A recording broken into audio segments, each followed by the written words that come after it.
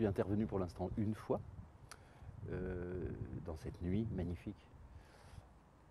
C'est quand même un truc extraordinaire, je trouve, avec un public très divers, de jeunes et de moins jeunes, donc ça c'est super.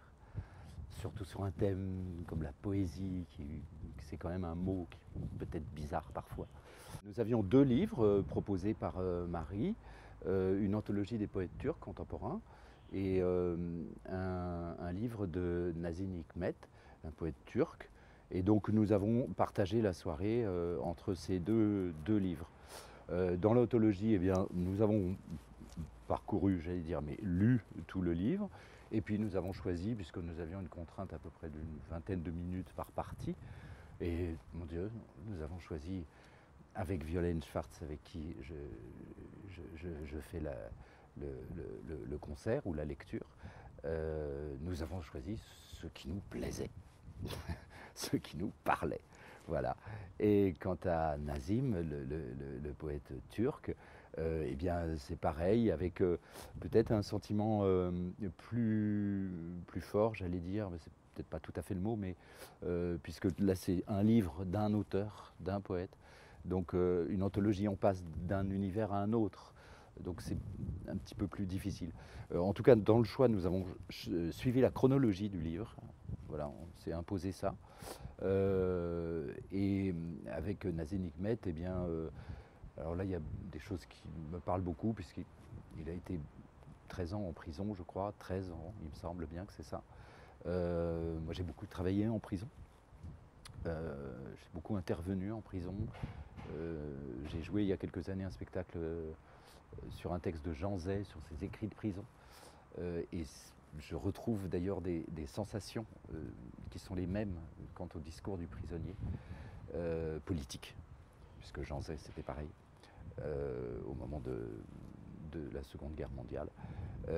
Donc voilà, j'étais assez sensible à ça, je dois dire. Et l'anthologie, eh bien, voilà, c'est un exercice un peu plus difficile parce qu'il peut y avoir un côté zapping, quoi. Voilà, on pioche comme ça, mais on a essayé d'avoir le plus de cohérence possible dans nos choix. Voilà, j'ai travaillé avec Violaine Schwartz, avec Rassem Fendri, voilà, et tout à l'heure avec Vincent Segal. Le chevalier de l'éternelle jeunesse suivit vers la cinquantaine la raison qui battait dans son cœur. Il partit un beau matin de juillet pour conquérir le beau, le vrai et le juste. Devant lui, c'était le monde, avec ses géants absurdes et abjects, et sous lui, c'était la Rocinante, triste et héroïque. Je sais. Une fois qu'on tombe dans cette passion et qu'on a un cœur d'un poids respectable, il n'y a rien à faire, mon Don Quichotte. Rien à faire.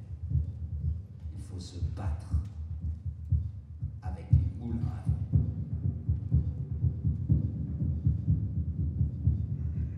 Tu as raison. Dulcinée est la plus belle femme du monde.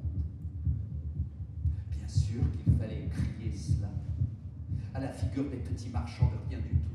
Bien sûr qu'il devait se jeter sur toi et te rouer le cou, mais tu es l'invincible chevalier de la soif. Tu continueras à vivre comme une flamme dans ta lourde coquille de fer. Et Dulcinée